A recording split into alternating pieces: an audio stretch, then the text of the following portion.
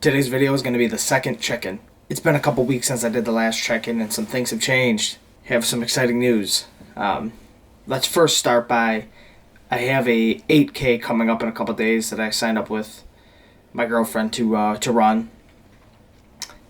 Not super looking forward to it because the weather's supposed to not be that great, but also she likes it and she enjoys when I come and run with her, so I'll run a couple miles. Why not? It's on Thanksgiving Day.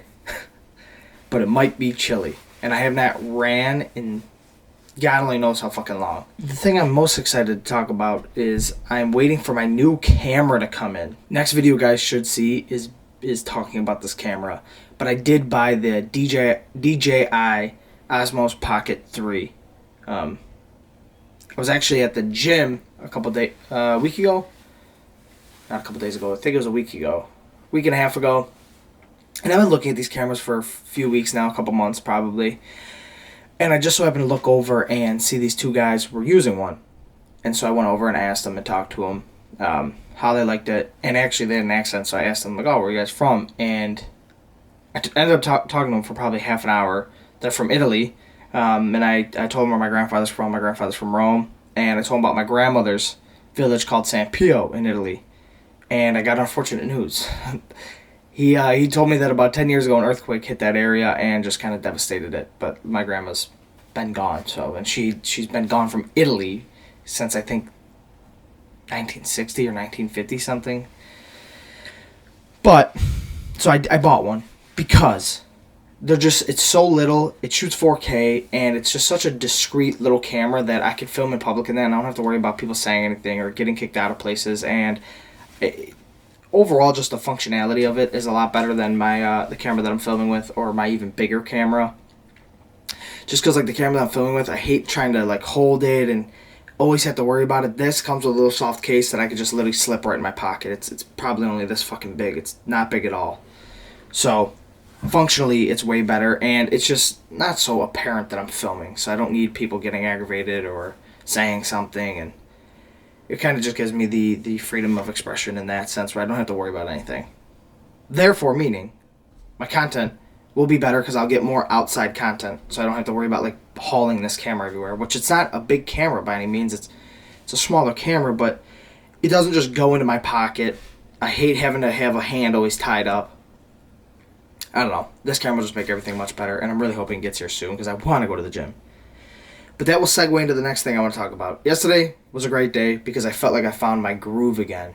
I made that video a couple days ago about just kind of struggling with creativity. I felt like my creativity was gone, and just my drive to create and push myself was kind of gone. My gym sessions the past two weeks have been not great. I had that one, like last week there was 2 that were really good.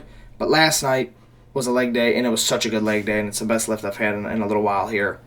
And I was just excited to get back to work again. It's like I found my groove again. I'm glad I'm out of that little dark period, which I go in and out of them every so often. I'll have a couple months where I'm working super hard, and then I'll have a couple weeks where, like, man, it just seems like everything is mentally such a drag. And what I found is when I'm in that moment of just resistance, it's mostly because my brain seems like crammed. It seems cluttered. It seems like there's a bunch of racing thoughts. Like yesterday, I tried to sit down and read again, and I just could not clear my head to even focus on what I was reading. I was thinking a million things a second.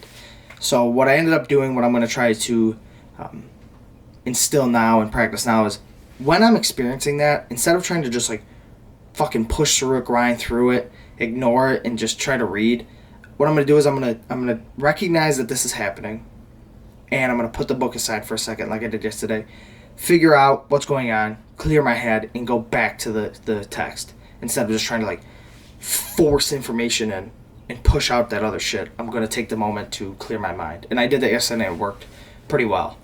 But I've noticed that's what kind of pushes me away from reading for little bouts is I'll have these couple days, couple weeks of just mental turmoil and just clutter. And instead of trying to figure it out what's bothering me and clearing it out, I just try to push through it, and it's like, oh, I can't read. And then it ends up drawing me away from it for a few weeks or a few days or whatever it may be. So what I'm going to do when I'm experiencing that is I'm going to take the time to clear out my mind and get ready to engage with the text. I'm going to be more deliberate in doing it before I even sit down to read. Just make sure everything's all good up here before I try to, push information into my mind. But that's my little check-in. I'm waiting on this freaking camera. I gotta go get gas and stuff for the snowblower because we're expected to get like 7 inches tomorrow night. So, yeah, you guys know the drill. I will talk to you tomorrow. Peace.